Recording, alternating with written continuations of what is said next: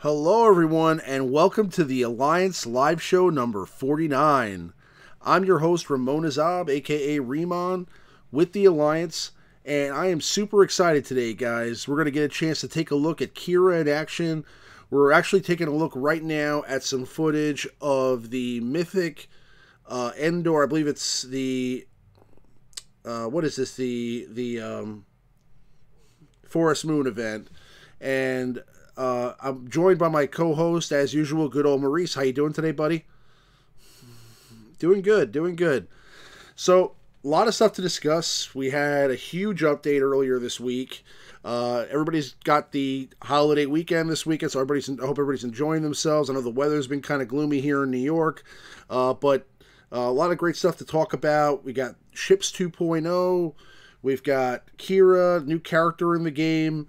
Going to try and see how she works with young Han Solo and Vandor and Chewbacca. And we've also got a whole bunch of new abilities. There's some stuff as far as people waiting for rewards from territory battles. We'll get into all that stuff here in a moment. But first and foremost, before we get there, Maurice, just take us through what we're looking at here on screen and just give us a little idea of how you're able to get this done with the droids still. I mean, obviously the droids not really being very useful in a lot of areas of the game. It's good to see that they still have some use here in this mythic event. Are you being extra careful when you're doing this, or is this something where, it's kind of easy?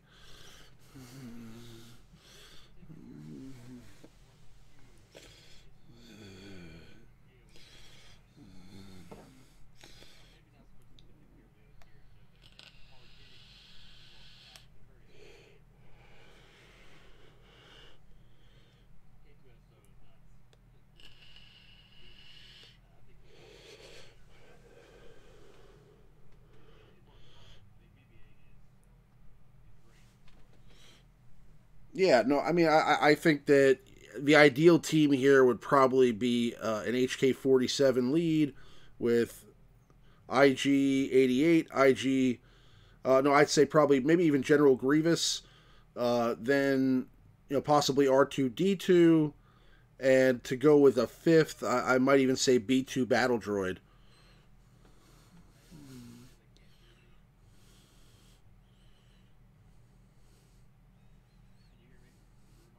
I can hear you.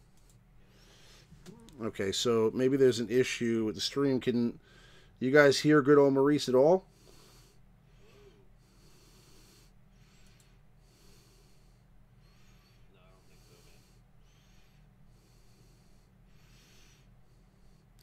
Okay, so no Maurice, huh?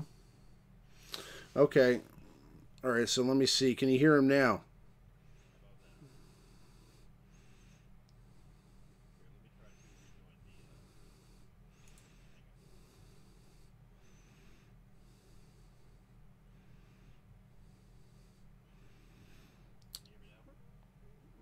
Can you guys hear Maurice now?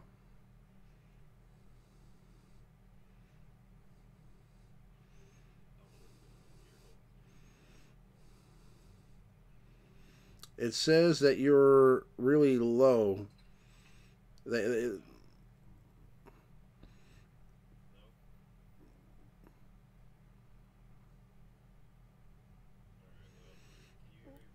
I can hear you perfectly fine, so I don't know. It's kind of weird.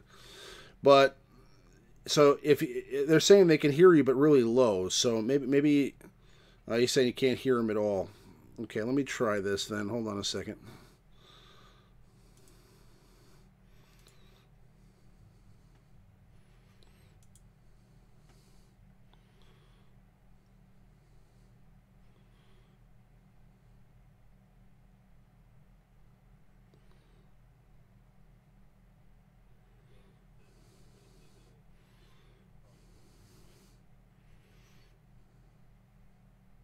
Okay. Let me just see if I can fix this.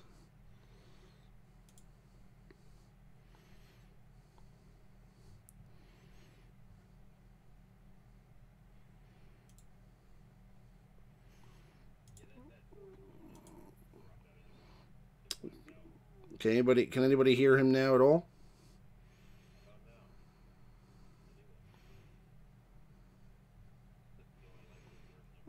Yeah, it's a real hoot to not hear Maurice. Yeah. Can you guys hear him at all? No, Maurice.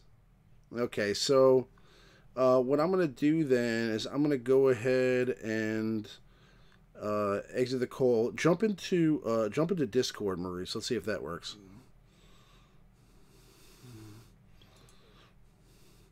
No, I'm just gonna call you on Discord.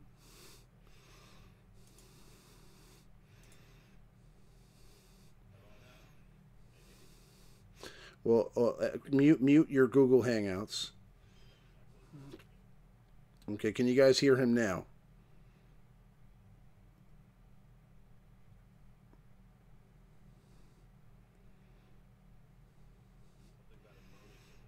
That's probably me and my wheezing. But does anybody hear him now? Okay. All right, so let me try this.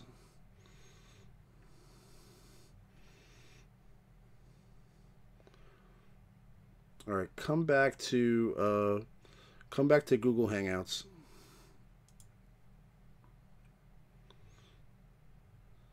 Log back into Google Hangouts. Yeah, log back into Google Hangouts and try that. Okay. Streaming issues. Let's see here. Maybe I can fix where the audio is coming in.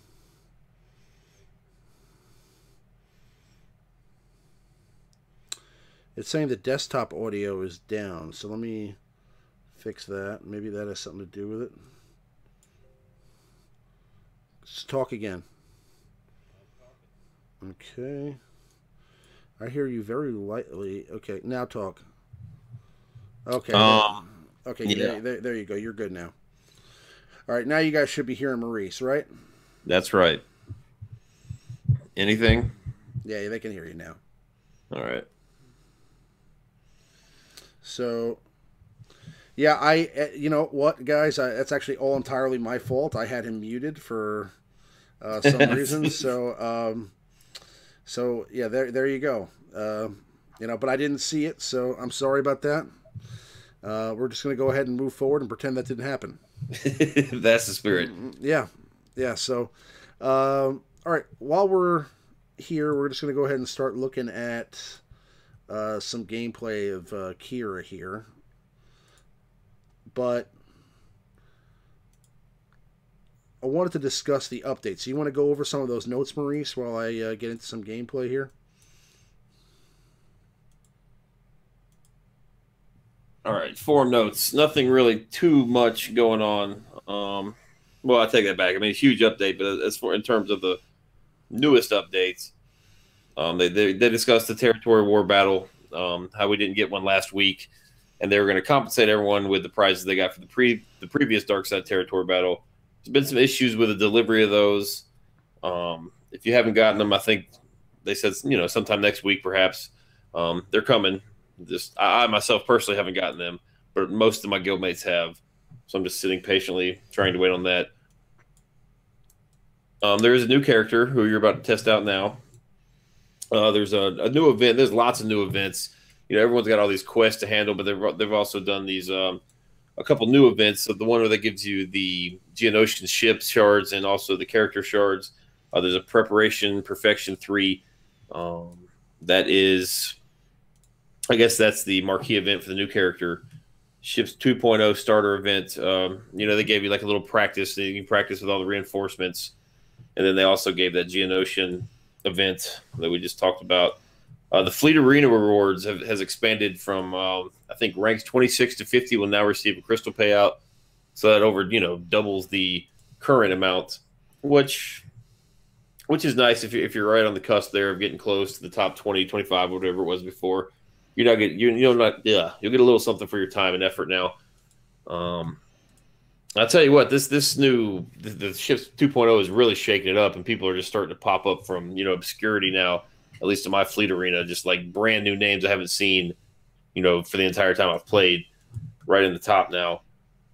Talks about the marquee pack, the crystal pack for her, and also there's a 999 pack for the bundle where you get, I think it's 30 shards, some purple mats, and enough of the building materials or crafting materials to get her up to about gear 5, gear 6.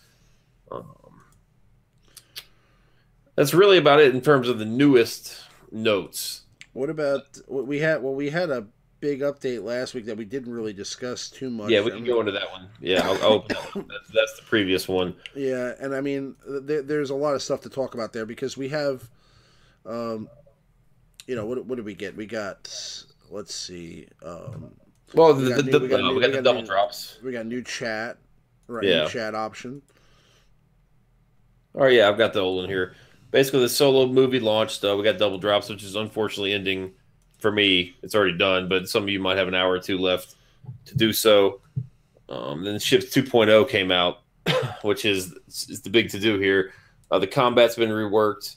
The hardware abilities have been replaced with the reinforcement abilities now, and we all got some of those little turquoise ability mats to invest in those for free. There's also a $35-ish pack in the store that gives you some more of those, and also the ship omegas, which until recently the only people that had those were the people that bought like the Gauntlet Starfighter pack, the Cassian ship pack. They give a handful of them those, but those are back. Those are available, and you also can get those out of the latest tier in the Zeta Challenge now.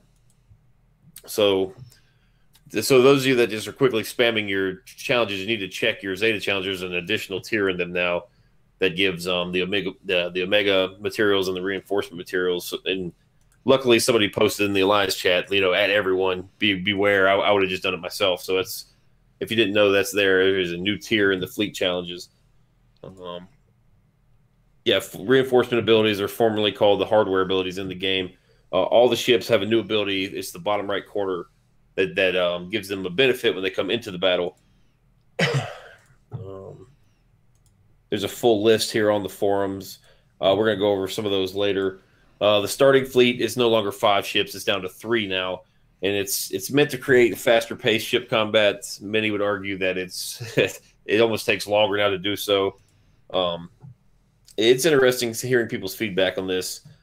A lot of it's been negative, but I think it's kind of jumping the gun a little bit. I mean, they really need to let it settle down and people figure out what ships are good. And I think it might get a little better than it used to be. I'm holding my opinion on the new ships. The abilities have been updated for some of the ships, all of the ships actually. That some of them have received extensive reworks. Others are still kind of the same. But I will say they've done a good job of balancing. Some of these unused capital ships are starting to come back now, like Akbar's ship. Didn't get like much in terms of like new abilities and stuff, but got nice offensive boosts. His ship ability itself gives more protection, more offense to anything, or crit chance, I think it is, to assisting ships, and it's nice. A lot of people are using Tarkin because his AOE ability just is a game changer, and you can get to it now. Mace, people are running Mace timeout teams, so all the capital ships are people are fooling around with them. It'll be interesting to see what the meta settles into here in a couple weeks. There's a new thing that everyone has probably noticed. It's the quest now. There's just massive amounts of things to do in game, for just achievement wise. Very little rewards in terms of crystals and credits and stuff like that, but they give titles now, and a lot of these, like veteran players, missed the first chunk of it, and we just kind of got compensated with various shards and rewards and stuff like that for the ones we missed. But we do have quite a many of them. You can pick like the bounty hunter one. There's a Sith one. There's a Jedi one, and every day we're getting these events. Like mine is like the Empire event. It teaches you how to use certain factions, and then you have once a day you can complete the 3. There's 3 tiers of a practice, like use your own character type thing, and every day you can play those once to complete these quests. Jesus, I'm just getting wrecked out here. But yeah, no, there's a lot of stuff. I'm still kind of indifferent about the ships update. I think that there's a lot to dive into there. I mean, it's not really something you can analyze in a couple of days because there's so many different changes now. I mean, the abilities have changed, the capital ship's abilities have changed, the ship abilities have changed, and really nobody knows yet what the best combinations are and what really is the best way to go about this. We're still kind of figuring that out now, and I think that what you're looking at right now as the best ships or the best abilities or the best the best way to go, the best squad for ships is probably not going to be the case in 2 or 3 months, especially with the addition of new ships that are most likely coming. Because I don't think that they went through all this trouble of updating ships to just not change or add new ships. So I'm sure we're getting a new capital ship. I'm sure we're going to get probably another version of the Millennium Falcon here pretty soon with the movie. I don't know. We haven't been told that or anything like that, but I'm just kind of guessing. But I'm sure we'll get something that makes sense because they're not going to spend all those resources on, changing ship combat to not capitalize on it in some way with adding some marquee ships or at least maybe even a legendary ship. Who knows? Maybe we get our first legendary ship, that we can get to 7 stars. So you'll have to have like a certain set of ships at 7 stars to get this ship at 7 stars, and it'll probably be a ship that you have to pay for. So I mean, there may be a ship that comes out here soon that you have to buy, and then that ship maybe a month later will be required to get a 7-star legendary ship. And I think that that's coming sooner rather than later, just in my opinion. But overall, with all the other features added, I mean, I'm a huge fan of the addition of. I'm a huge fan of the addition of the chat function. I mean, it kind of adds, some, an ability to reach out to some people in your shard. Maybe if you haven't already done that on Discord or whatever. I mean, for newer players, it's great, especially. I think the starter guilds are pretty cool for the newer players. Oh my goodness. I mean, oh my goodness. It's just you can't do anything. Well, we were talking before the stream. This, if this faction is going to evolve into something spectacular, the next character or two they release, they really need to be game changers. Like it's lacking a little bit. Like the mechanic is cool, the passing, the preparation back and forth. It's cool mechanic. There's just nothing to utilize it really. I mean, look at this. Look at this. Yeah. Like right now, I'm staring at 3 destroyed characters, 1 dead character, and a base. and it's like I mean, there's not. What am I gonna do? I mean, there's nowhere to go from here. At this point, it's like Han's dead, Qi'ra's dead, Chewie's dead, and I understand. I mean, I'm facing against a CLS team, but CLS is like yesterday's meta. You know what I'm saying? So this should be at least like competitive. You know what I'm saying? And they all have their Zetas. Yeah, I mean, maybe the mods aren't necessarily all ideal, but they're all good. They all have, close to almost 100 speed added to them. They're all over 200, 220, something like that. So I don't know. All Gear 12, all modded out. I figured that they would be a little bit more competitive than that. Maybe I'm not putting together the right composition. I'm putting, Bosk in there. I thought Bosk would be cool as a tank for this team. But I mean, I don't know. I don't know what else to add. Maybe Thrawn. I mean, please, if you guys have any ideas, let me know. Let me know, because I am trying here, and I can't put together a team that makes sense. I actually was trying the other day, and I was trying to record some footage to put together a nice review of Qi'ra and all these characters, and it just didn't work. I don't know what it is. I mean, I like the characters. I think some of their abilities are cool, especially young Han. I think, he has like some interesting mechanics, especially with that added speed. And Qi'ra seems like her leader ability, could be good for the scoundrel faction. I don't know. I mean, look at that. Han's dead. He's super squishy. And I mean, there's no competition against some of these teams that have all this protection and counterattack. I mean, I don't know.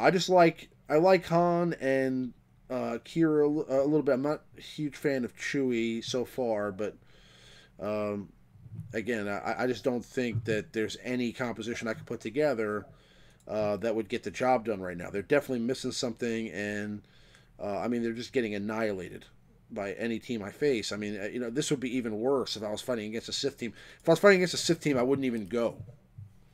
Like I would like just not. I may use one ability and then it would be over. You know what I'm saying? So I don't know, but they are pretty good in raids, I believe. So I mean, let's get into. Yeah, I've seen some big numbers from at least Chewie and from Han together. Some big P2 numbers, but it's very far fetched for me. I don't know. I might have a hard time investing in all three of these characters to make, improve my raid score by 2 million, and I don't know. Let's go to scoundrels. And the way Chewie's kit is set up, it's like health based determines the damage, right? So yeah. I mean, if you have him at 3-star, he's almost. I mean, you're not even getting. It's a fraction of what his finished character is. I mean, I don't think you could use him at 3-star. You'd have to have him at 6 or 7-star to really do some damage. Okay, I'm thinking. All right, Qi'ra lead, Young Han, Vandor Chewie. Grande Patron said to try a Rex lead. For the Grim said something about thermal detonators. It says she gives bounty hunters plus 20% potency. Okay. So thermal detonators almost always land. Okay, so I mean, so what? So do we roll with Newt Gunray? I mean, you know what I mean? I don't know. Okay, so let's try Greedo and Bosk. No. Well, let's go with Han. There's no tank here, right? Yeah, I got to get a tank. Let's go with Bosk. Let's try that out. See what happens. This is going to be. This should. I mean, listen. This is the Rancor raid. This is like 4th grade material here. This should be able. we should be able to beat this with no problem. But I have a feeling it's not going to work out that way. All right, let's stun this dude and go with that. Okay. What does this ability do now? Okay, so deal physical damage to target enemy and call another target ally to assist. If that ally is a scoundrel, both attacks deal 30% more damage. Each attack has a 50% chance to expose a target for 2 turns, even if the target evades. Okay, let's not waste that on him. Is it bad I'm kind of pulling against you? Like, I would love to see all these brand new Gear 12 characters kind of not be able to get out of the face one of the Rancor. Wouldn't that be terrible? Like Max Zeta, Max Gear, and the piggies take you down. Wouldn't that be terrible? That would be awful. Yeah, Atomic Robot says Greedo's turn meter doesn't work against raid bosses. Okay, so this, based on Chewie's max health, instead of his attack damage to target enemy twice, target other ally recovers health equal to 50% of the damage dealt. Chewbacca target other ally gains protection up to 3 turns. Okay, so let's give that to Bosk. Let him taunt. Let's kick this guy and call Han into assist.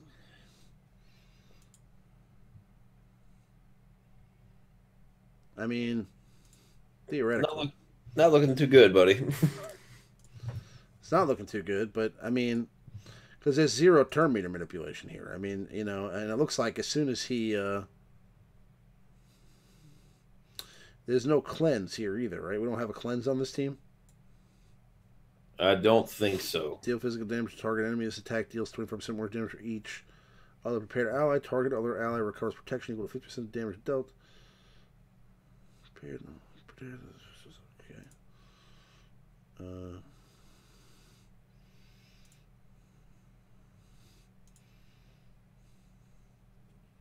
Okay.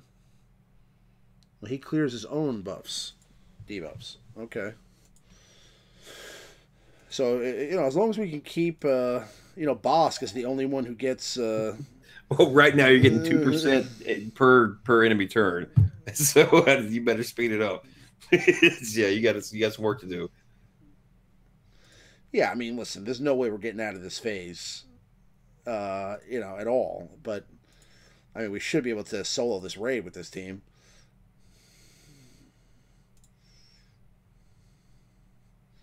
Oh, come on, man.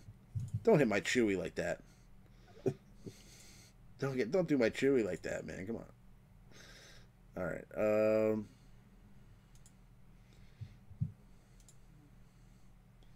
Protection up. We're doing some damage. Okay, we're 25% down on this guy. All right, we're getting it done. And now we got a couple prepared allies here. Things are going. Things are really going. Han's getting faster and faster. Okay. All that's going to happen now is that he's going to one-shot my Bosk. I don't know, man. You keep knocking out huge, like 25% chunks out of him. You got a shot here. Yeah, I mean, we're getting somewhere. Okay, now will he clear his own buffs? Yes, he does. Okay, good. He cleared his own debuff there. Let's get rid of this guy.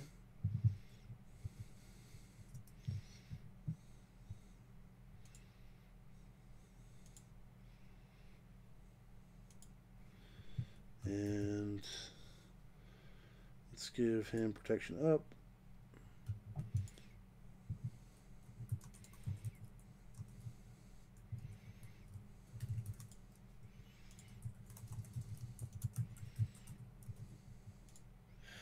Oh man, this is hello, man. It's kind of brutal, to be honest with you.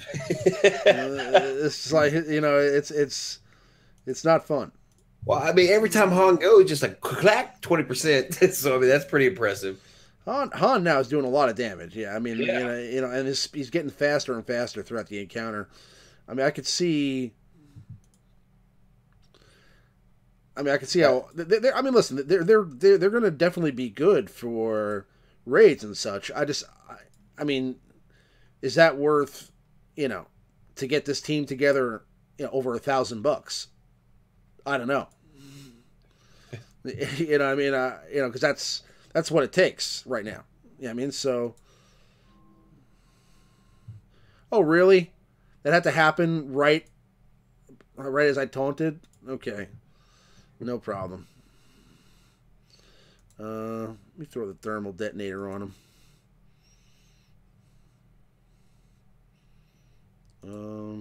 Let's give him protection up. And he's still got the skull. Let's see. Let's try.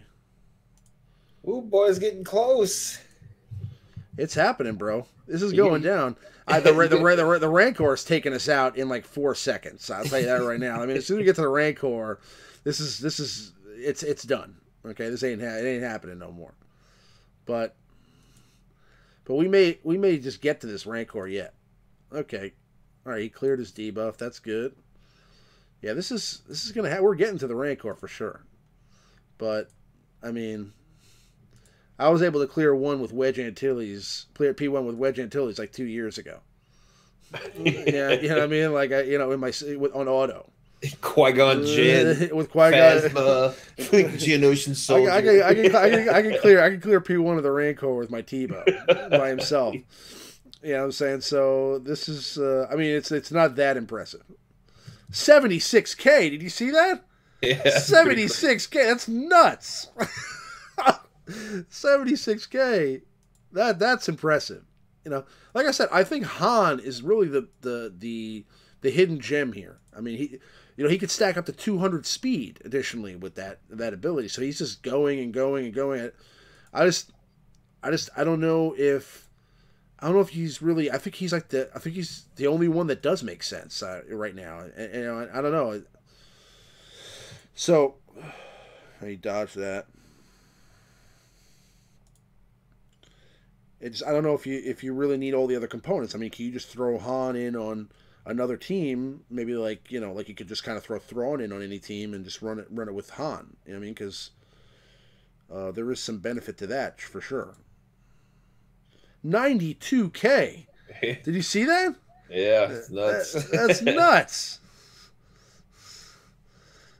You better pick up the pace here. It's crunch time. It's crunch time. Oh, my Han is gonna die if we don't do something here, because Han's like a one hit death. No. Right, we got a taunt here with him. It looks like he's dead here. Let's see how much this does.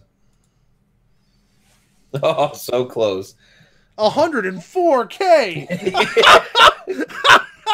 That's nuts.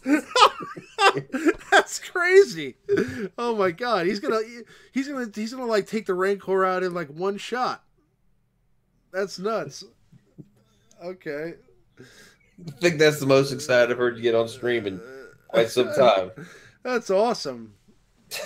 That's awesome, dude. I love this Han. He's fun. Okay. Well, let's take out the door first. Let's do that.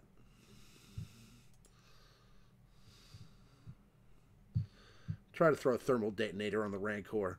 Screw you, Rancor. Of course not. Of course not. That thermal detonator's not sticking on the Rancor. All right, let's do it. Oh man, was that? No, I think it was only like 10K. Okay, so let's do this. Let's call Han in for the assist. Oh my god, he's like doing 42K just like on a basic attack. 40K. 39K. And I hope I get to use that special with the Rancor down. See how much damage it does.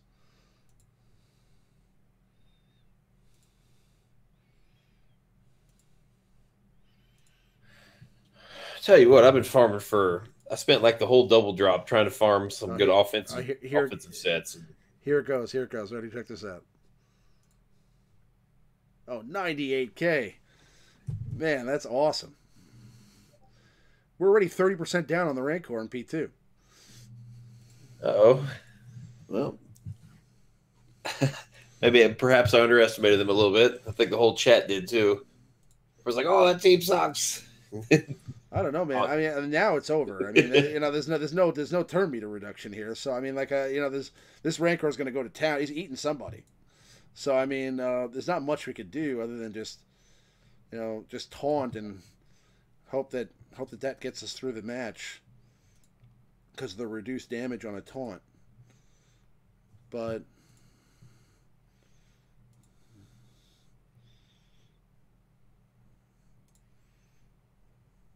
ugh.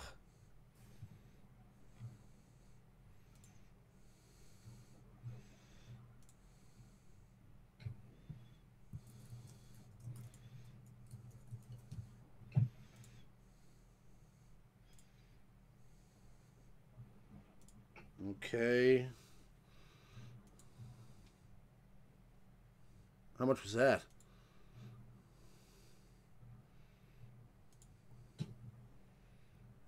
I'll tell you in a second. I'm on a delay here.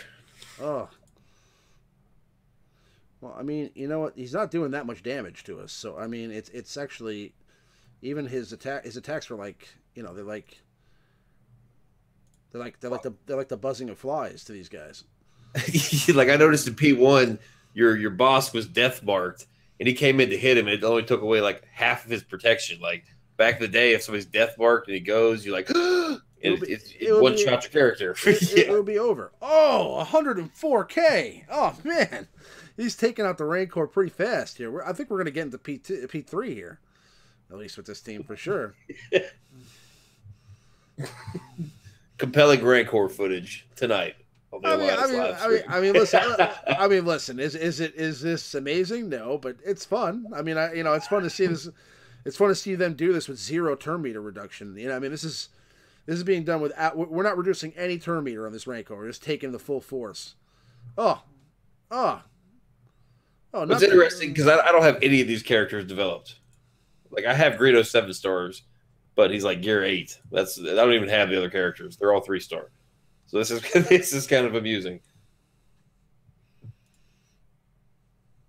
Yeah, if a star says some are going to be devoured, he's definitely right. He's about to gobble somebody up. If he gobbles up your Han, no, don't gobble up my Han.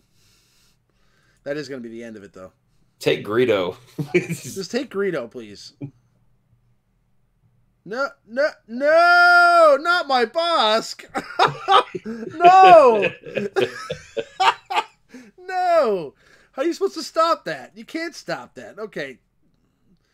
100K. We're going to get into P3, though. That's for sure. So that's cool. Let's hope he doesn't eat anybody before then. But there's no way we're soloing this raid.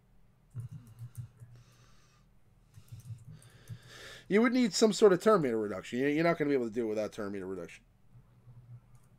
Because this is just not fair. Okay, let's see. Yeah, he's about dead here. Oh, he's going to kill Greedo. Yeah, Han's definitely running at like 200 speed 200 plus speed right now. I imagine that resets in between phases. Yeah, I think so. Well, the Rancor is about to be done. Because you keep clocking him for 51K on basic attack. Oh, 137K. That was nuts. That was crazy. Okay, that was literally 4% in one shot. Okay. That was only 4% in one shot. That was awesome. Okay, we're going to P3. You too could sell the Rancor with the new Bounty Hunter or the new Scoundrels. All you need is all the Zetas and Gear 12. You got a shot. Yeah, as long as you get all the new characters, you have a small chance of getting the P3 with your with your Scoundrels. Let's go. Okay. Yeah, I mean, we're not getting past this part here, so might as well just pack it up. Okay.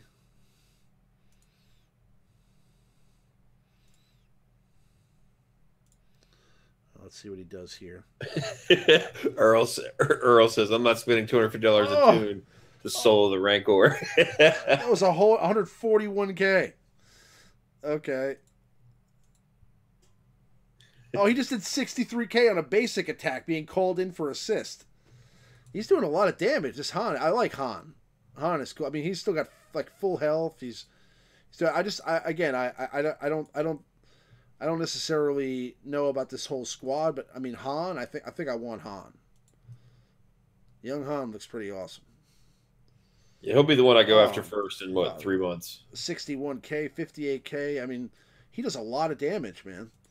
I mean, if you put him in the right, I mean, he's definitely like a raid monster, for sure.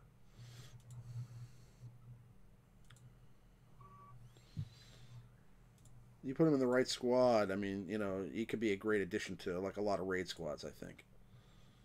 If you're trying to theory craft like raid teams, 118K right there. We're already almost halfway through P3. I mean, not like that's going to matter because he's going to eat somebody pretty soon, but... Well, you got 5 turns. Well, I'm on a little bit of delay. Let me watch your... yeah. You got 4 or 5 turns left before he gobbles somebody up, so... I mean, it's not impossible, but, I mean, if we get to P4, that'd be pretty cool. I'm going to set the over-under ads. Oh, 118K. I'm gonna set the over under at 38% of P3 here.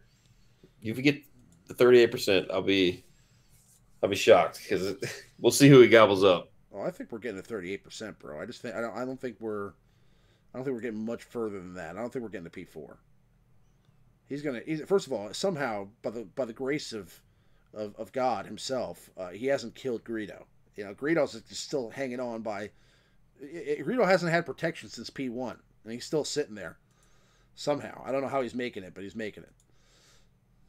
Oh, 117K. Like we're again. I mean, I don't know. Like I'm wondering if there's like a threshold of damage here. I mean, it'd be awesome if he could get to like 200K on one attack. That would be sick. Oh, Greedo's dead. That's it. That's the end of Greedo. Greedo's going. Okay, let's. Yeah, Nathaniel Miller says Greedo has high health steal. And full protection for Greedo. Yes. He's back. Saving Greedo. Okay, let's call Han in for the assist. Okay, look at that. Greedo's almost full health again. Until he gets eaten, which is happening in like 4 seconds. It's going to be Han. Han's going. I'm telling you that right now. It's totally Han. Oh, he ate Han! That's yeah, of course. Of course. Well, you got to the 38%. That was my mark. That sucks, man. Come on. You have to eat Han. That was the best part of this whole thing was Han. Okay. I mean, there's still a small chance of getting to P4 here, and okay, that looks like it's dwindling by the second. No, that Han damage is really lacking now. I mean, because we don't have Han. It's pretty much a wrap at this point. Yeah. I don't know. I mean, it's gonna take a lot of attacks. I mean, you know, he's gonna eat somebody else before we get done with this phase because Han goes so many times because of that speed that it's like, you know, now he's just the Rancor's going over and over again. If we could topple the Rancor again, which looks like it's coming pretty soon. There's a chance, but I mean, again, I think he's eating Qi'ra or Greedo. Hopefully, he eats Greedo, and then you know things are okay.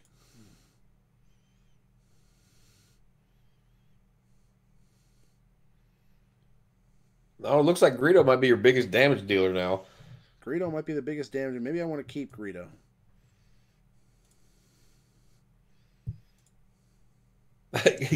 Greedo is super squishy, but he's just eating those Rancor punches. Oh, he just ate Qi'ra. Greedo is like a hero out there. Yeah, it looks like It looks like the threshold here is about 20K. It looks like we're gonna be done at about 20K.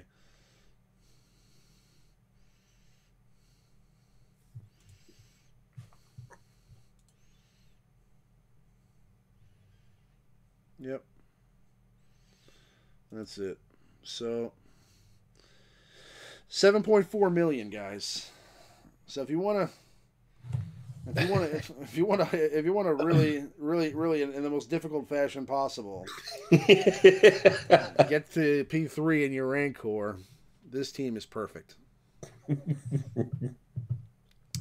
But all right, let's try them in a Sith raid and see what happens there.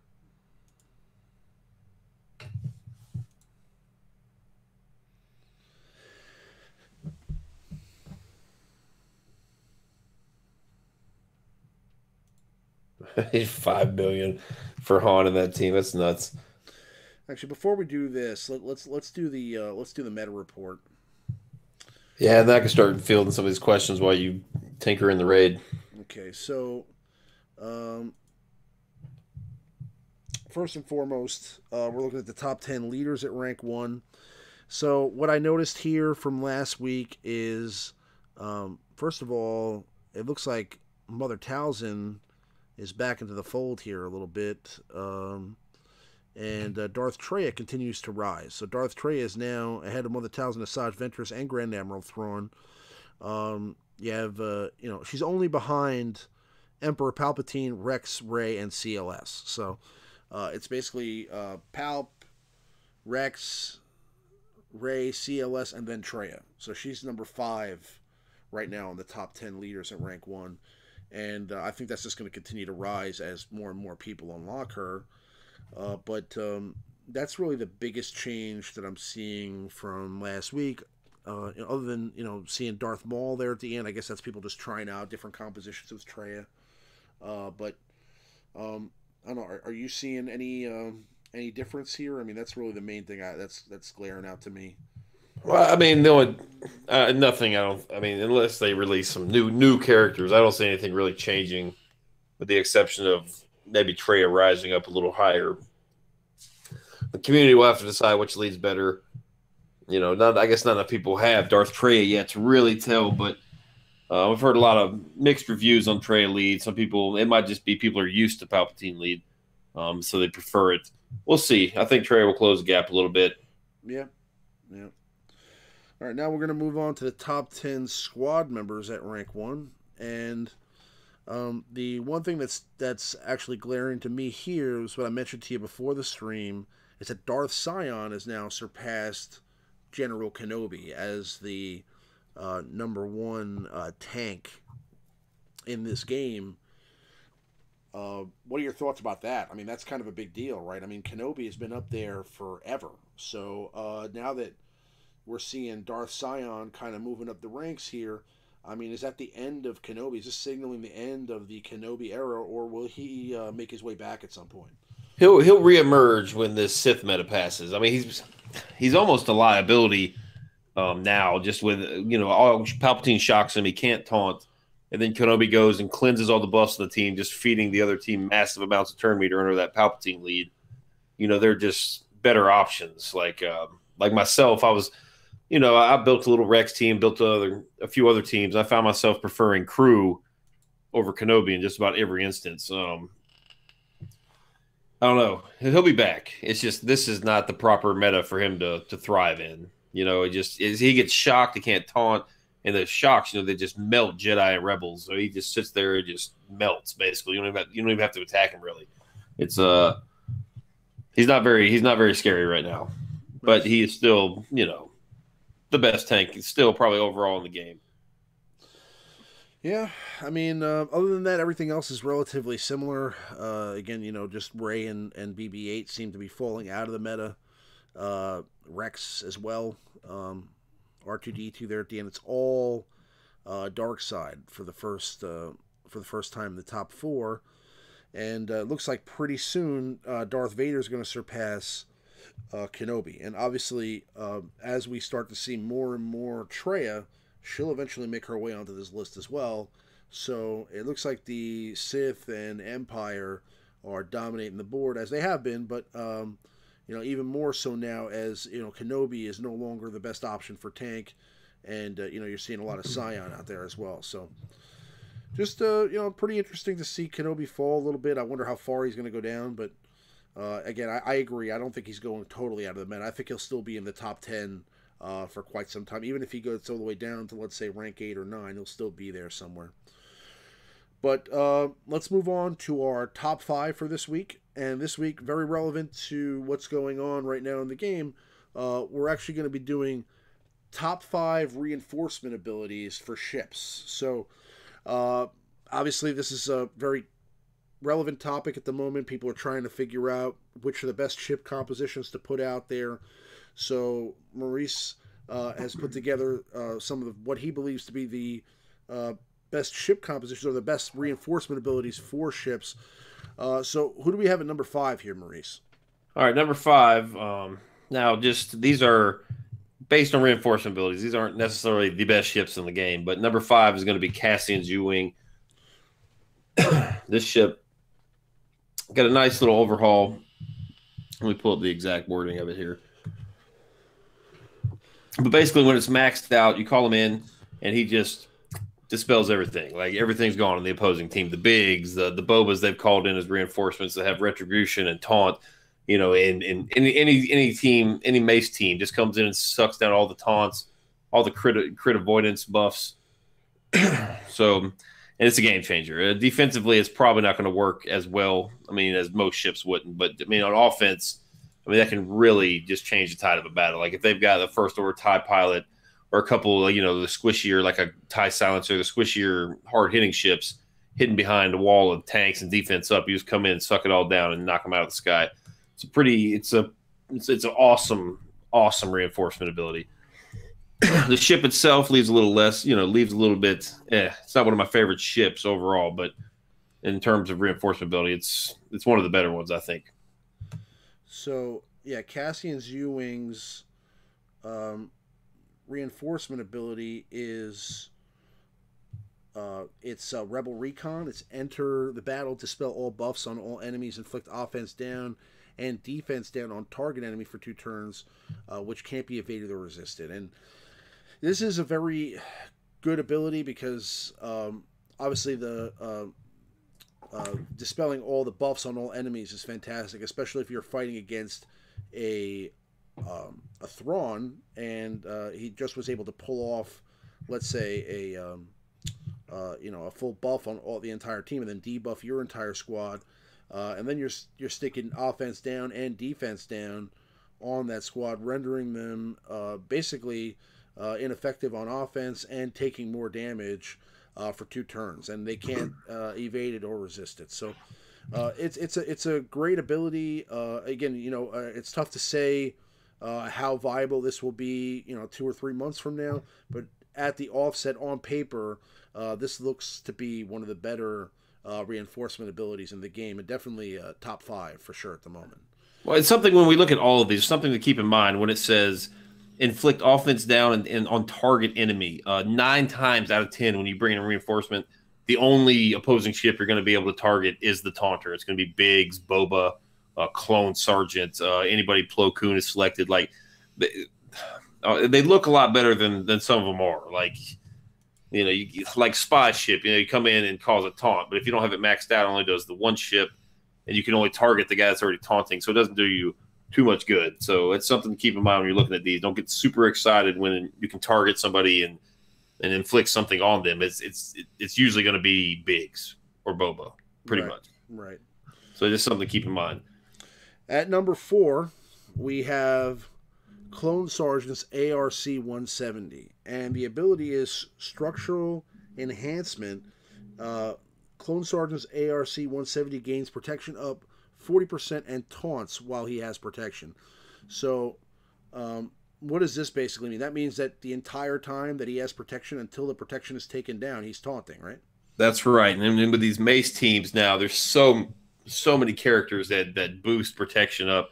I mean, just Rex just sits there and feeds him, protection up the whole match. He's gonna be a full-time taunter and get a turn. I mean, especially when you bring him in off the bench, he pops up, he taunts, he gets protection up, and he has the torpedo that does pretty good damage on a target locked enemy. So you get a little bit of defense, you get a lot of protection for your whole team, and then you get a little bit of a big burst damage there. So it's a very good ship to pull it off the bench, which is surprising because this ship used to be one of the more underwhelming ones in my opinion. I didn't find much use for this ship at all.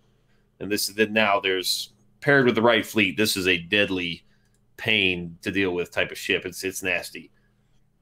Yeah, because it's one of the I guess one of the tankier ships too, and it is, yeah. I mean, with the increased protection, plus the fact that it's going to be taunting until you get that protection all the way down, you're going to need some massive attacks to get that going down. And with the addition of any debuffs, like let's say offense down or anything like that, like let's say you couple that with the debuff we were talking about before,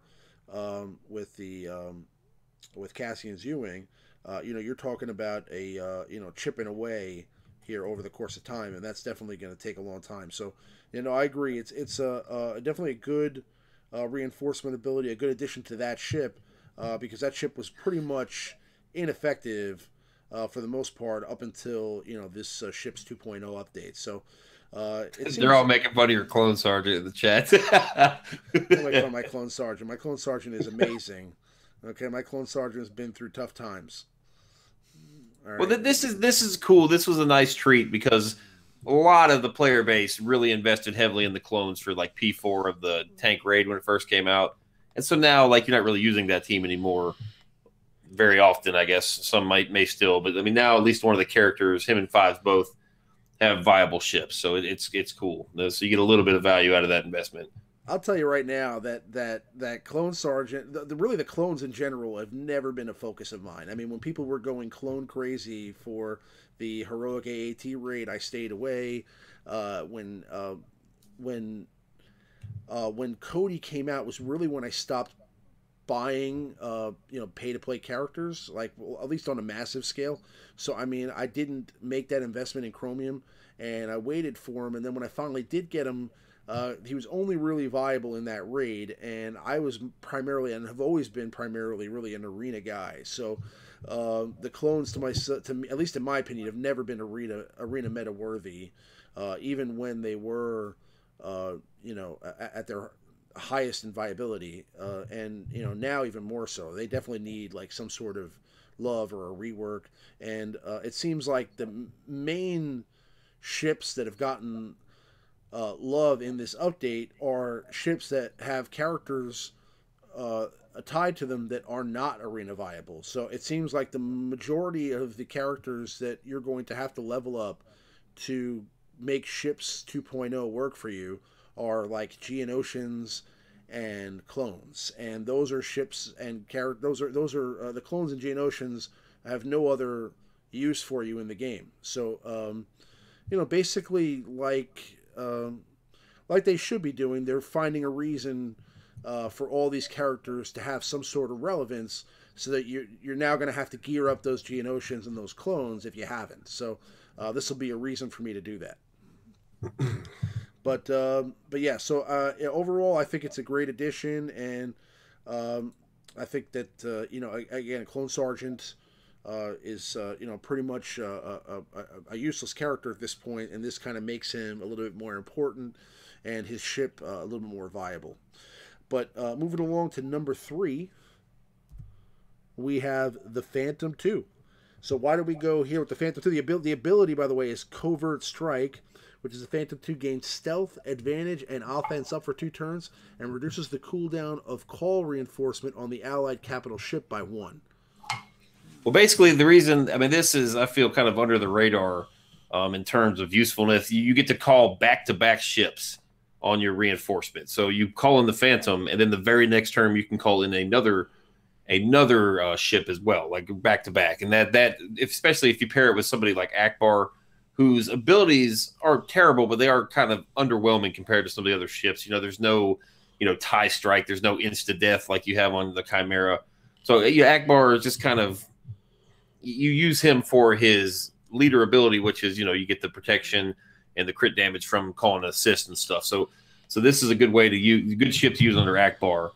Just call them back-to-back ships, get the Phantom in there, kind of set it up, and then you bring in a ship like Poe, Biston, even like a Cassian, even just it really opens up your reserves, your bank of ships and what you can do, and it allows for a much, like, you can, I guess, it's situational. You can pick one of your ships. If you need a dispel, you bring in Cassian. If you want damage, you bring in Biston, so on and so forth. Especially with Biston, because now if you max him out, as soon as he enters, he calls a ship to assist. And so it's a nice little combo. The Rebel ships are much, much better overall as a faction than they were before. And I think a lot of people will see that when we start getting into TWs and stuff like that. This may be a ship that you want to throw in as your first reinforcement because of that reduced cooldown on the ship call-in. So, I mean, you may want to use this ship first and then call in your heavy hitter, which could possibly be one of the next 2 ships that we discuss here in the top 5. But yeah, I mean, definitely a great ability. Obviously, reducing the cooldown of reinforcements is an awesome reinforcement ability. But let's not forget about the fact that it gains stealth as well, which is great for this ship because this ship is rather squishy. And offense up for 2 turns, which is also very good for this ship because this ship hits like a toothpick being flicked against your chest. And it's like with the ability to now get an increased amount of offense, obviously be stealthed, and reduce the allied ship's cooldowns for reinforcement, that definitely puts this ship's reinforcement ability in the top 5 for sure. I agree.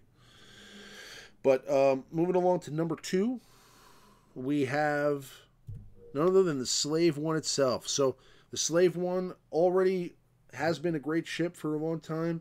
Obviously now, as you can see from a lot of the other videos that are out there about ships, the Slave One is also now still one of the more viable ships in Ships 2.0. But its reinforcement ability is also fantastic. And that's that the I'm sorry. I didn't have it. I didn't have it prepared. I'm not perfect. But it's that the Slave One gains taunt, retribution, and protection up 10% for 2 turns, and critical hit immunity for 3 turns. Then inflict ability block on target enemy for 1 turn, which can't be evaded or resisted. So, I mean, just first of all, it's a mouthful. There's a lot of things to think about there, but gaining taunt and retribution with protection up is fantastic. I mean, it's already a hard hitting ship. Gaining the taunt coming in, it can help protect one of your other ships that may be low on health, and gaining critical hit immunity. It's not going to take as much damage, and that's for 3 turns. So even after it loses taunt, it's still going to have critical hit immunity, and it'll inflict ability block on the target ship that you have when you're coming in. So if, let's say, for example, that a ship's mega heavy attack is coming up at some point, like maybe a Poe or whatever is on the board, you can put ability block on that ship, rendering it ineffective. So I think this is definitely a great reinforcement ability. Why do you think it's here at number 2, Maurice? Well, really the only reason this one is better than Clone Sergeant is because he does get that retribution, and on his basic attack, he can inflict a target lock. So, like, every time you hit him, he's countering and has a chance to inflict a target lock, which is huge. It's very, very big. And again, this is another one of those abilities that says inflict ability block on target enemy. Like, when you read these, you have to assume it's going to be a taunting tank. Like, it's some taunting ship is who you're going to ability block. And for the most part, I guess, unless it's a Boba Fett, then that's pretty awesome if the other one. But Biggs, you might, granted, by the time you probably get Boba Fett in, Biggs has probably already released his assist, his offense down move, where if, you hit the target locked enemy, it calls it assist. He's probably already used that. So, really, ability blocking Biggs really isn't going to do much for you. So that's kind of eh. But the rest of his kit's awesome, especially the crit hit immunity, because he is relatively squishy. You get protection up and the retribution. So it's a ship most of us probably already have, and our Boba Fetts are probably relatively well geared because he's been a very good character for a long, long time.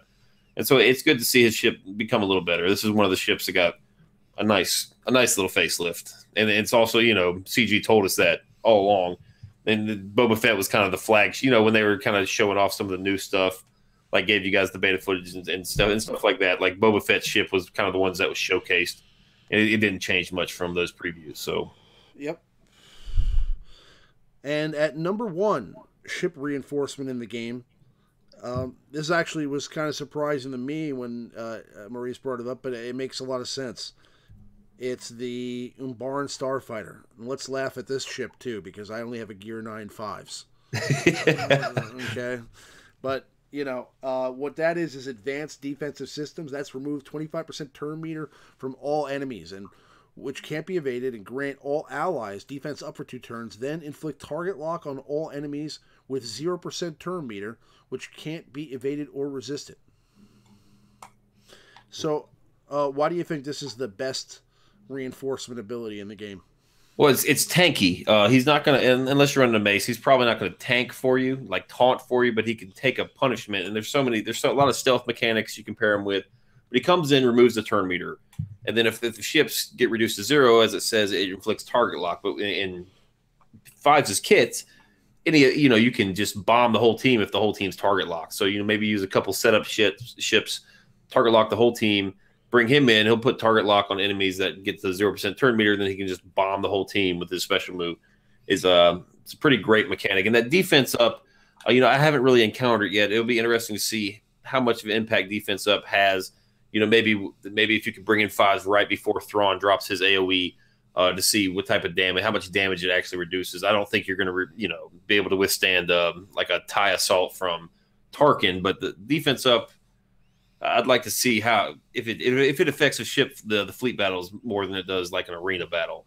Defense up really doesn't have too much of an impact, in my opinion, in the like a PvP arena and just a character based battle. It used to. It Yeah. used to, just like offense down used to actually do something. Do you remember in the old days, if you got offense down by old Ben, I mean, you couldn't do anything.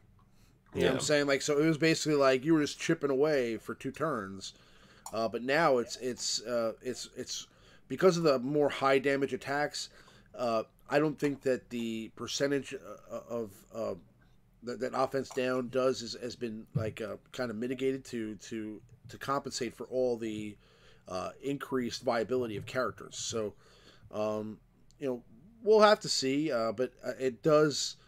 That removal of 25% turn meter from all enemies is fantastic, and I mean I think that overall that can't, since that can't be evaded, and you're granting all your allies defense up for 2 turns. I mean you're basically giving all your allies an opportunity to go again if or if they just went, or if they're at, let's say, 50% turn meter.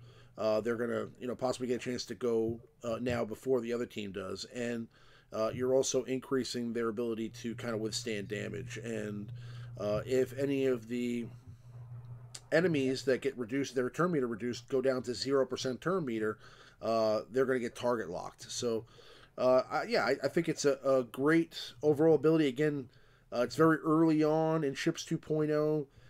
To be saying that this is the definitive way and the definitive best ship out there. But as far as on paper, this reinforcement ability definitely looks to be one of the better ones, if not the best. But these are something that very. I mean, I've experimented with these ships, so there are some ships I haven't really tinkered with too much, and this could change in a month or two. We'll see. It's brand new. If you guys feel like there's one that got left out or this and that, you can always post it on the Discord, message me, message Ramon, and give your input too, because this is kind of a on paper, like general, first thought type of thing. So I think next week we're going to be doing top 5 ships, period. So definitely check that out because we're going to be doing a little bit of research there to see over the next few days like how things are panning out. Just kind of seeing what the metas are at the top of Arena, and we'll put together a list or compile a list of the top 5 ships overall, not just abilities, but the top 5 ships overall for Fleet Arena. So that'll be next week. But the honorable mention for this week is Poe Dameron's X-Wing, and that is Dramatic Endurance, which is Poe Dameron's X-Wing gains dramatic entrance, which is for 2 turns, which can't be prevented or dispelled. Dramatic entrance is plus 25% offense and deal bonus damage equal to 10% of the target's max health. Gain 20% turn meter and regain dramatic entrance for 2 turns after defeating any enemy while this buff is active. So basically, Poe, who does an immense amount of damage already, is going to be coming into a battle with an increased amount of damage, 25%, and he's going to deal bonus damage equal to 10% of that target's max health. So if you're shooting or you're firing against a character that has a large health pool, I mean, his damage is going to be through the roof. And if you eliminate any enemy on this attack when he enters as a reinforcement, you're then going to have that dramatic entrance buff for another 2 turns. So excellent. And I mean, this could easily put him in contention to wipe the slate clean at the end of an encounter. So he's already probably one of the highest damage dealers in ships. So this just makes it I think puts him over the top. So again, it's kind of early to see how effective this is going to be. But as I look at this on paper, I think to myself, wow, that's an awesome ability. Well, I mean, this ability, that's if you guys are relying on TIE fighter pilots, yikes. I mean, he doesn't stand a chance because this attack can't be like his big bomb. It can't be evaded. So it's you know, he's going, especially if you can come in and you have a tank or two protecting you. You can come in, use his offense up, give himself foresight, and then you combined with dramatic entrance. I mean, you're talking. You could probably one shot the majority of the ships if they don't have protection, because he does, you know, massive amounts of damage to ships that don't have protection. And TIE Fighter probably doesn't have any. His ship's toast, but some of these other ships as well. Like if you come in and Biggs has lost his protection, you might be able to one shot Biggs down if you got offense up. And this is a lot of damage. Like this ship hits hard and it's very, very fast. So you could bring him in off the reserves and get a lot of damage quickly with him. Especially you get the 20% turn meter boost now if you do kill an enemy. So that's going to make him go even faster. So this is a ship probably the majority of us have, because, you know, the Finn, everyone had Finn. Back in the day, it was one of the best Zetas, and still kind of is, but he was everyone's, you know, top 3 or 4 Zeta was Finn, and Poe is his counterpart. So it's yeah, work it up. Agreed. But that's the top 5 ship reinforcement abilities in Star Wars Galaxy of Heroes, courtesy of the Alliance and good old Maurice. And we'll be back next week with top 5 ships for Ships 2.0. So definitely stay tuned for that. But let's get back to some gameplay. We're going to go take a look at the Scoundrel Squad here in the Sith Raid. And while we do that, any of you that have any questions or topics that you'd like to discuss on the stream this evening, please type that into the chat, and we will either cover that topic or ask your question here live and kind of discuss an answer together and try to see if we can come up with the best answer for you. But you can type that into the chat, and Maurice will start to fire away as I go through some gameplay here. All right, the first one, we'll just get right into it here. Earl Asteris. I apologize if I butchered your last name there. Sorry, man. He asks, what capital ship and ship lineups are looking good for the new rework of ships? They're all good, and I guess it depends. You need to look at which ones you have developed the most. Like all of the capital ships now require a massive amount of those prestige tokens that you can get from the arena store. Just lots and lots. I mean, the final abilities on these ships now cost 150 prestige to do, and you need 5 of them across the board. The Chimera is still very, very good, but Chimera is very, very slow compared to some of these other ones. Nathaniel Miller said in the chat earlier, Home 1 is the fastest, and that is correct. And, you know, we talked about the Phantom bringing in reinforcements. We talked about all these assists. The Home 1 itself now, when you max out the Akbar ability of it, the top left corner, I mean, they get ships that allies attack the out of turn have a 50% crit damage and gain protection up 30% for 2 turns. That's a lot. And, you know, Cassian's got an assist attack. You can call in multiple assists on Akbar's special moves. You know, Biston comes in, has an assist attack. Even ships like Geonosian Soldier attack out of turn all the time. It have an assist move themselves. Lots of damage potential on some of these hard hitting ships under Home 1. Mace, Mace, it's back to when ships first came out. A lot of people ran Mace and ran like a timeout sort of team. We talked about Clone Sergeant, he taunts every time he has protection. You've got Plo Koon. Mace himself gives out a taunt to any of the ships. Just a very hard timeout type of team. I imagine we'll see a lot of those on TW defense as people develop these ships. It's Tarkin. Tarkin is somebody I've not fooled with yet, but he is faster than Chimera, and he does have the tie bomb. So that's always something you can play around. I mean, just whatever ship you have, you could probably roll with it temporarily until you come up with a long-term solid plan. A lot of people. Go ahead.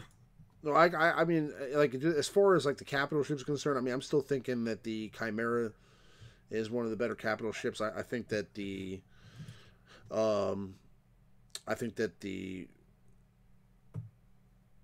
excuse me, I'm just thinking here. I think that the Slave One, I still think Post ship is good. I mean, it's a little early to say, definitively any of these ships are, definitely the best ships, to be running at the moment. But I think that overall, you can't go wrong with any of those ships, and you're going to have to run something for the moment while you figure it out. So, I don't know. I mean, what do you think is the best ship in the game right now? Do you think that any of the TIE fighters are still good? Like either the TIE Advanced or Yeah, well, that's what I run in my starting three. Bigs, just like it's super boring, but it's Bigs, First Order TIE Pilot, and TIE Advance is what I run in my first three. I just TIE Fighter Pilot with the Geonosians now share this accuracy bonus. We talked about Poe. Biston now can if you have him amped up properly, he can one shot TIE Fighter Pilot off the bench. TIE Fighter Pilot is still good, but he's kind of fallen down, in my opinion, a little bit. TIE Reaper, as somebody asked about it earlier. And it went from being regarded as maybe the best ship by many, the best ship in the game, and now I rarely see it.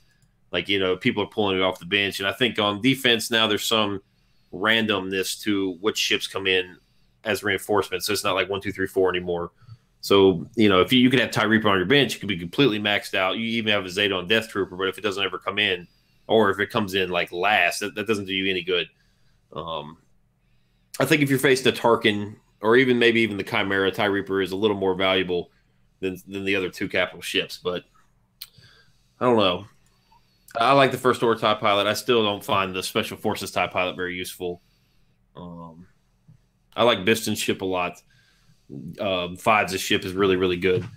I don't know. I think they've done a nice job of balancing the ships. Even ships like Resistance Pilot. I mean, they're still one of the lesser used ships, but now she assists, and every time she assists, if she assists, she can grant expose. So there's a lot of damage there that they did a nice job on reworking. So, yeah, no, I agree. I mean, I'm having trouble here. I'll tell you the truth. I'm getting like I'm like not even doing any damage to Darth Nihilus. He was literally at 100% health. All right, the next question comes from Vistar Kai. It actually relates to what we were just talking about. Should players request refunds from CG over Ships 2.0? The reworks made my TIE Reaper useless. No, Well, come on. Listen, I mean, okay. So essentially, what occurred here is that ships were basically nerfed and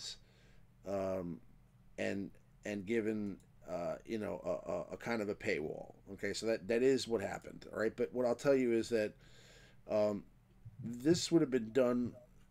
This could have been done a little bit differently to make it seem less like it is. But I mean, I'll tell you that no matter what, if it didn't happen this way, it would have just happened by bringing in like an OP set of ships that were behind a paywall, and then you wouldn't have a way to catch up. You'd have to buy those ships to compete.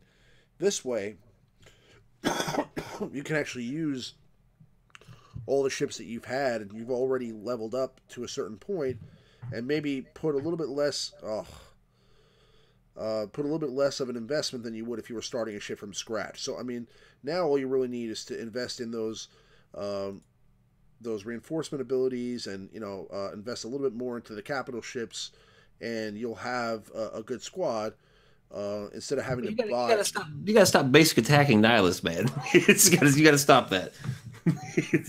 Carry on, my bad. It just sorry. So what's a better option here, Maurice? I mean, if you were behind, let's say you were behind the wheel. Okay, let's say you were driving here. What I'm going to do? You can't just sit here and basic attack Nihilus down. He's going to keep. I'm trying to talk and do this at the same time. Okay, but you know what? I want you to tell me now. What do I do? Okay, you tell me. What's that was my advice. That was my advice. Basic attack the two little minions on the side, and use your other abilities, your special abilities, to hit Nihilus. Yeah, that was just 5K right there, bro. 5K with a call and assist. 5K. Well, Jose Garcia, he said the Reaper is still great for offense. He just literally almost killed my Boba Fett in one attack. That's what he does, man. Welcome to the heroic Sith raid. Yeah, no, I get it. I'm just saying, listen, this ain't a walk in the park here. But go ahead. What's the next question? Let's see what we got. We have from T Money. Have you taken in Spy to the Sith Triumphant Raid yet?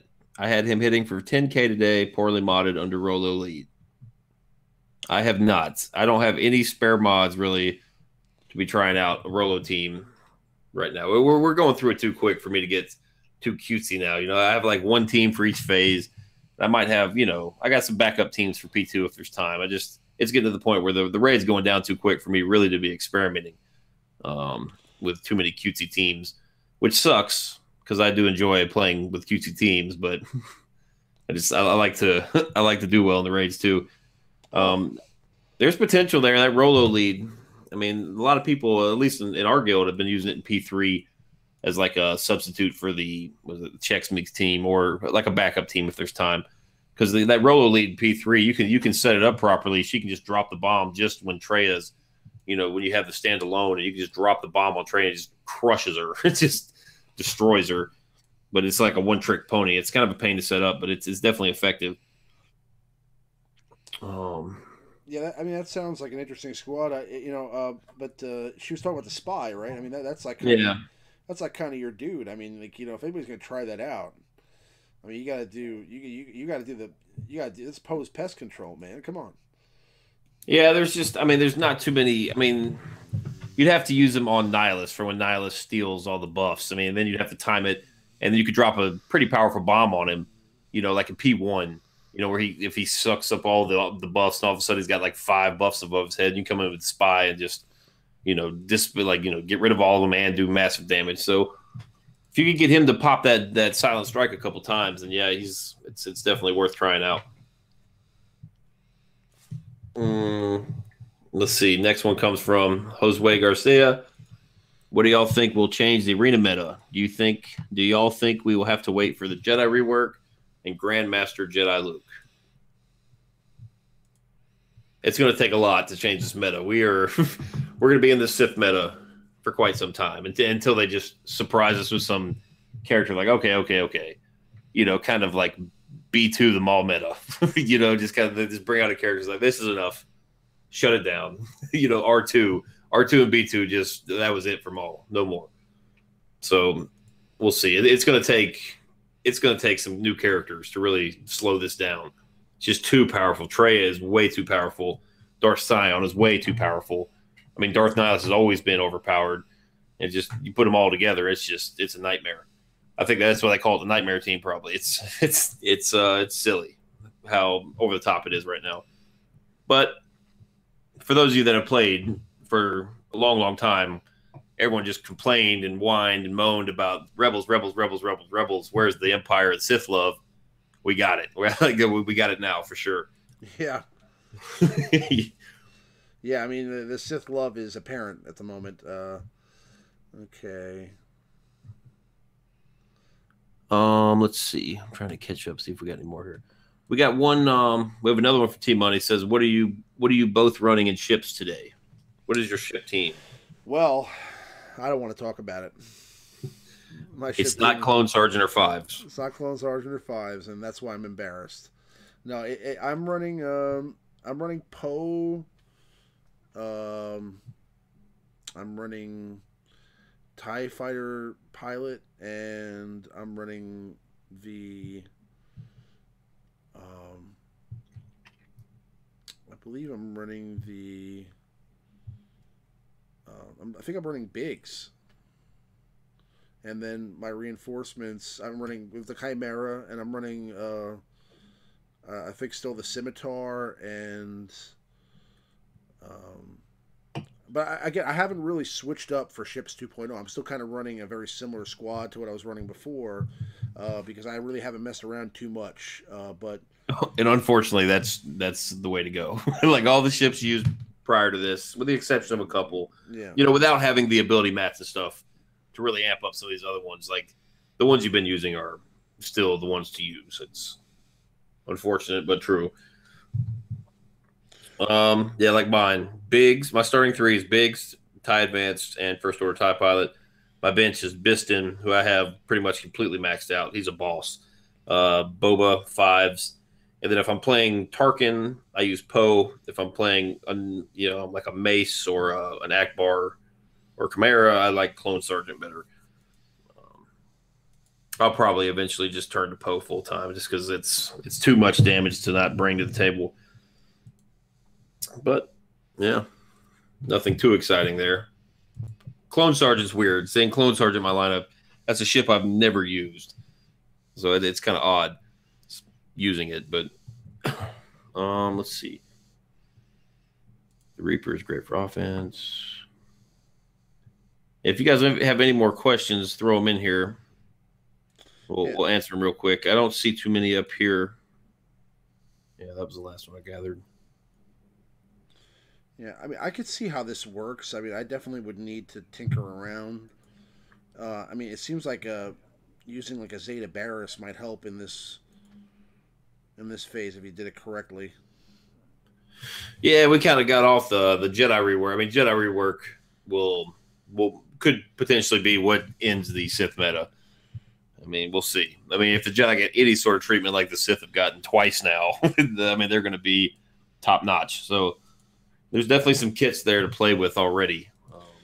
Well, I think that this is. I mean, I'm not saying that this is the answer, but I think there's something here that can help with this squad here. I think Zeta Barris is making it a little better. I just have to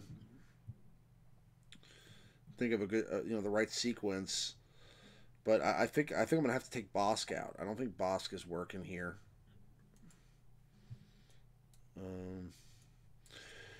So if you guys have any more questions, put them in the chat. Otherwise, we're gonna wrap up here pretty soon.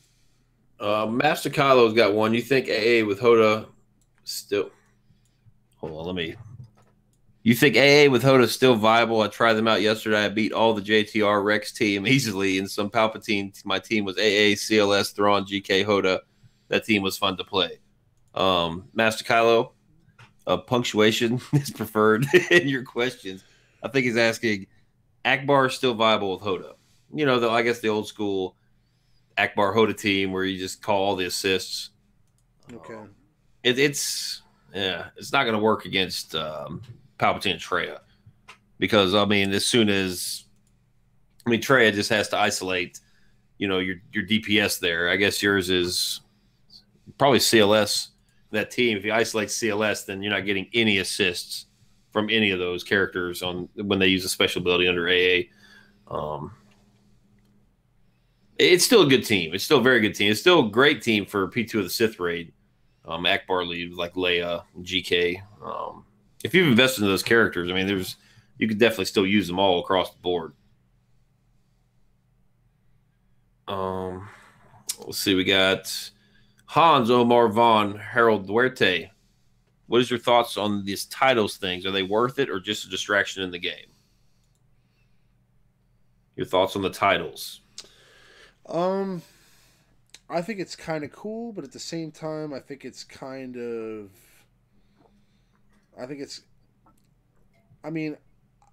it seems like most of the titles are relatively similar to what other people have done.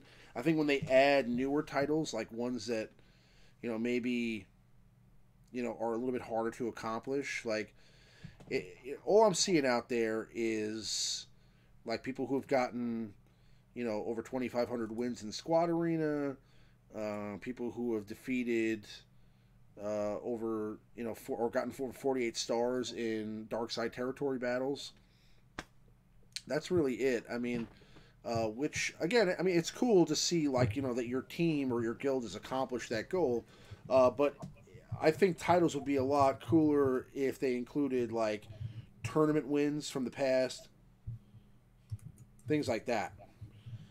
Like you like if you were like ever like ranked top 5 in one of those tournaments when tournaments were out, like that should be a badge, right? Like that's something that I think would be, or if you ever placed rank 1 in arena for a month straight. I know I've done that, so that would be a cool badge because not a lot of people have done that. You know what I'm saying? You can't, but it seems like the badges that they have, or the titles that they have, are very common things that a lot of people have done. I don't see any title that I can put in that really makes me feel like like I did something extra special that somebody else didn't accomplish. So I think that if they made, some of these badges a little bit more interesting abilities or interesting, I think if they chose some more interesting titles, I think that would be cool. I just feel like they're very generic. If you've been playing this game since launch and you don't have 2,500 victories in arena, there's something wrong with you. And if you're in a top 10 guild, I mean, obviously it's cool to have that badge that you've been in a guild that's accomplished 48 stars in dark side territory battles. But I mean, I think it'd be much more like prestigious to have something like that says, oh well, you finished number 1 in the raid over 100 times, or you were rank 1 in arena 30 days straight, or you won a tournament or placed top 10 in 5 tournaments, or you've defeated let's say I don't know, 100 galactic wars without losing a single character. Those types of things would be cool. Or if they had, like, let's say, this is something I've been an advocate of for a long time. I've always asked that they put some sort of like a gauntlet type game mode in the game where you can just get to like a certain level, and you can just keep increasing. So like the game doesn't stop. Like, right, you just keep facing endless enemies. It's kind of like if anybody ever played Halo Reach. At the end of Halo Reach, like, that you can't win, right? Like, there's just endless enemies that come. You could fight for a long time. And Spoiler alert. Listen, this spoiler, that game came out in 2010. Okay, so I mean, if you haven't played Halo Reach, guys, guess what? At the end, you die no matter what. Okay, but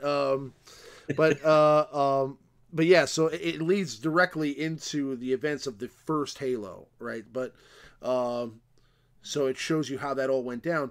But at the end, you're one of the Spartans. Obviously, all the Spartans are gone besides Master Chief. He's the last one.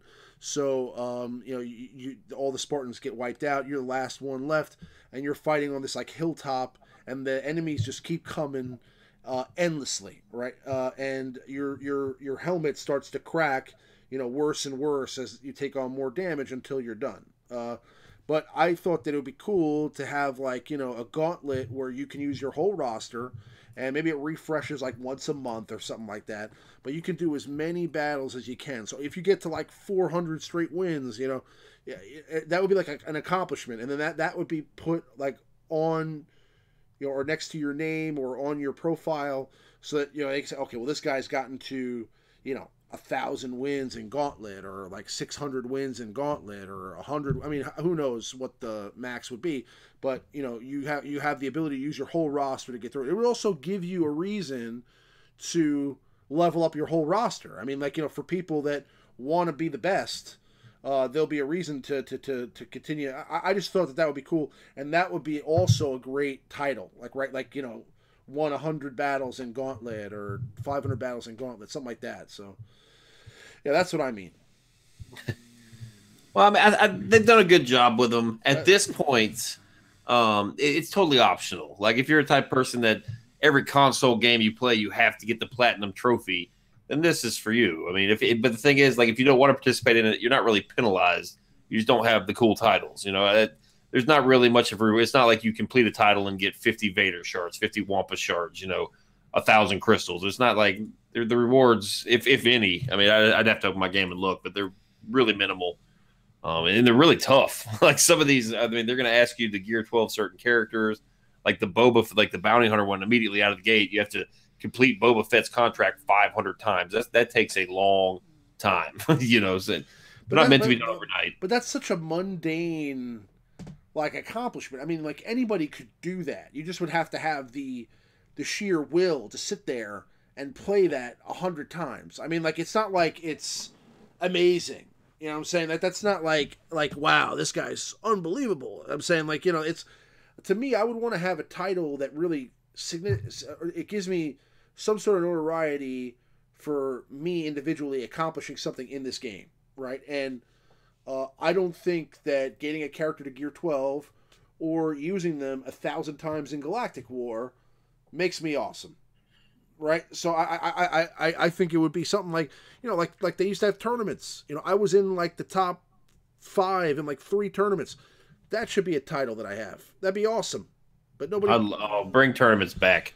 Oh, Bring man, tournaments back. Bring tournaments back. Bring them back. You know, it's just, you know, I play this the Marvel Strike Force game a little bit. It just, I see that blitz mode and it breaks my heart that we don't have tournaments here anymore. I love that type of stuff. That was so fun, man. I mean, I would be sitting up till 4 o'clock in the morning just watching people cheat. Yeah. You know what I mean, it's like, you know, just like sitting there, like, you know, like, oh, this guy's they're cheating with each other. These guys, I know they're doing something. I'm waiting at 4 a.m. They're doing something, and the collusion, like clockwork, all the way up, like clockwork. You watch these guys, like, you know, like they put in their horrible teams, you know, and it's like, oh, okay, so I see that, and you would just stay ahead of them. You know what I'm saying? Because you're paying attention to it, you know, watching, and it was awesome. And then, you know, if you finished in the top 5, I mean, you basically got a character that you could use in arena. It's awesome, you know. And then eventually they made it basically. I mean, the first tournament I spent like $500. I mean, it was it was all crystals, right? And then they immediately went to ally tokens, which was like they gave away short trooper. Oh, you know, thanks for $500. Here's short trooper for free. You know, oh, thanks. You know, so I finished like I think 3rd place in the first short trooper tournament, and then I finished 32,000 damage. I don't want to talk about that. Okay, you're in first place. Yeah. It's a going nerdy. He's got 0 damage. He's number 2. Yeah, I mean, but this, first of all, this team in the Sith raid, it sucks. I don't know what's going on. But I just tried like everything possible, even like a Zeta Barris, and I barely did any damage. Then again, I think that if I did it correct, like if I had a real strategy, I think I would do a lot better. But I mean, it's kind of that raid, as hard as it is, it's tough to commentate or talk on a stream and really concentrate and do that raid. I mean, you know, I still don't know the mechanics of that raid inside out, like I do like the Rancor raid or anything like that. So I like how we're trying to you know, petition for the return of tournaments, and you're like, I love watching people cheat. No. I don't. No, but what I'm saying is, I don't care about the cheating. People cheat. Okay, it's okay. You know, cheat. No, whatever. But don't take away tournaments forever. I mean, it's been like 2 years now. I'm saying, like, I get it. I mean, I know that they don't want people to cheat, but I'm saying, like, you can pay attention to that. There's ways to track that. Okay. I mean, there were people that were like climbing up, and that really wasn't a problem at first with tournaments. It just started to happen later on, where people that like had like no business being in the top 10 of a tournament with, like, you know, characters, like their best character was like a 4-star character, and they're like in the rank 5 in a tournament. It's clearly this person's cheating. Okay, there's no way that they won any of these battles. You know what I mean? But before that, it was just people. The cheating was more about people putting in the weak teams and then colluding with other guildmates, and that to me is just. I'm not really so concerned about that. That to me is just, it's strategy, right? You're waiting till everybody else goes to sleep at 4 o'clock in the morning, and you're trying to cheat. You're trying to cheese your way to the top. Okay, whatever. But I'm saying, if you pay attention, you really want that rank 1 prize. You're not going to let them do that. You're going to stay up. You're going to beat them. And that was fun. It was fun because it was like there was a time limit on it, and then they shortened the time limit. They made it like a day or 2, so it was like, you know, you could really just pound it out. And if you had like a couple 100,000 ally points, you could do it. It was fun. I hope they bring back tournaments in some shape or form at some point. Yeah. You know, we'll have to wait and see. Anyway, you want to do one more question? Yeah, sure. All right. Josue asks, How do y'all think we'll be able to farm ship Omegas and reinforcement materials besides the ship challenge? Well, basically, I mean, probably the same way we do the regular Omegas and the Zetas. You know, they introduce them, and it's very difficult to get, and then they start giving us, like, they gave us the Mega events. We can now get the Zetas from, you know, the Wicked and the Townsend events. We can get them from TW. They just slowly feed them to us through other modes. Maybe for the ship Omegas and reinforcements, they might have a new assault battle, like the Geonosian one I did either today or yesterday. It gave a few on the final tier. You know, they'll probably just give them that way. New assault battles, maybe include them in a couple of those mythic events. Like I think it's the one where you use the Jedi. There's one assault battle that's basically like a credit heist for ships, and I'm sure maybe a mythic tier of that will include a few. You know, a chance of 2 to 8, and you get 2 every time. You know, something like that. They'll get them to us eventually. They might have a new pack eventually. Maybe instead of Omegas and Zetas Omegas and Purple Mats in the pack, they'll have one for both of those too. We'll see. That $35 one in the store now is seems a little steep. That's enough to do. But you pretty much get to max out one ship, $35. That's up to the buyer, I suppose, but it's a little steep in my book because I mean it's one ship. you got to field what 7, 8 ships. So I mean, yeah, that's kind of steep. Yeah. Let's see. Any more questions? Yeah, we got a couple here. Carlos wanted to know about the droids in the Forest Moon event. I guess that's when we were having technical difficulties. But basically, you just use. I mean, the Empire is definitely the better way to go. I just was bored and used my droids. You just basically AOE them to death. Because the Mythic tier, not so much, but all the other tiers, you know, they have the green skulls above their head. They're really squishy. They do a lot of damage, and AOE takes them out. If you set it up properly, get everybody debuffed with like an R2's, you know, his burn move, or like the AOE from HK, it will drop some debuffs, and then, you know, 88 comes in with his AOE and just basically one shots the whole phase. He's pretty good. Tebow is super slow, but he's got a ton of health. So I mean, you try to kill those 2 elders. I think it's in the 4th wave, and just get to him. It just basically he's super slow, so you can take him out with your droids, because every time they crit, you know, they get the turn meter from HK's lead. So you just go and go and go and go and go, and then BB-8's feeding additional turn meter, Illuminated Destiny. It's just a different way to do it. Definitely not the easiest way to do it, but it was fun. I had one more from Thane. Yeah. We have a few characters that have stacking offense. So when will we get stacking defense? Kenobi Zeta, maybe? That would be pretty sick, right? Well, there's some individual kits that have stacking defense. I know the old Kylo Ren does. I'm not sure, but I don't think there is a leader ability that stacks defense. That would be nice. That's an option. We talked earlier how Kenobi's kind of fallen out of the meta. That'd definitely be one way to get him back in. It's just defense up does not have the same effect in this game as it does in other games. It just doesn't. It's in terms of arena battle, I don't feel like it does that much. In like a raid scenario, it'd be great. We'll see. I'd have to look through the character kits. It's late where I am. I don't even. The Kylo's the only one on the top of my head that has any sort of stacking defense. I'm sure there's some others. But yeah. Yeah, I mean, I don't remember any stacking defense leader abilities, but I mean, there's stacking in tenacity, there's potency, so I mean, there should be stacking defense. I mean, that would be, I think, interesting. Yeah. When do you think we're getting this fleet table? I don't know. Like, I was kind of thinking it'd be with the release of the movie. I don't know, but I would rather them take their time and make sure it's right. And I'm sure there's some sort of plan too. Like maybe when they release it, it coincides with like a pack. Maybe there's some new ships that you can farm out of there, and there's a pack, you know, to kind of give you a head start.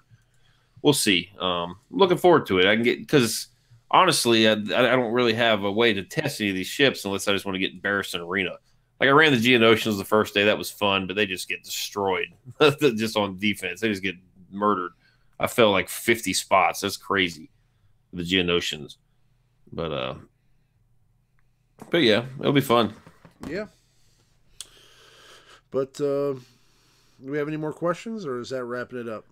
Oh, that's about it. There were a couple more, but we kind of touched on it throughout the conversation. Okay. That's about all I really say. If I miss some guys, I'm sorry. Just you can message me on Discord. Message on Discord, and then we'll definitely bring up the question next week first. Yeah, no, I appreciate everybody hanging out with us late night. It's 3 a.m. here in New York. We're super excited about all the new stuff in the game, and there's a lot of stuff still to cover. So, like I said, tune in next week for the top 5 ships 2.0 ships for Fleet Arena, and we'll also have some content during the week. I just put up a review of Solo, the Star Wars story, the movie. I got a chance to watch it the other day, so actually yesterday. So if you didn't get a chance to see it yet, go check that out. But I have a review on the channel that I posted earlier today, and we also have the top 5 Cantina farms up. We'll also be posting the top 5 reinforcement abilities later this week on the channel as well. And I'm trying to work on putting together some sort of a video that can kind of describe the benefits of using Qi'ra, Han, and Chewie. And I think that Rancor raid might be the best way to go, because to be honest with you, I can't think of any other way. But well, it's just it's a very finesse team, so it's going to take a lot of practice for whatever you want to use them in. That's a very politically correct way to put it. Yeah, they're a finesse team.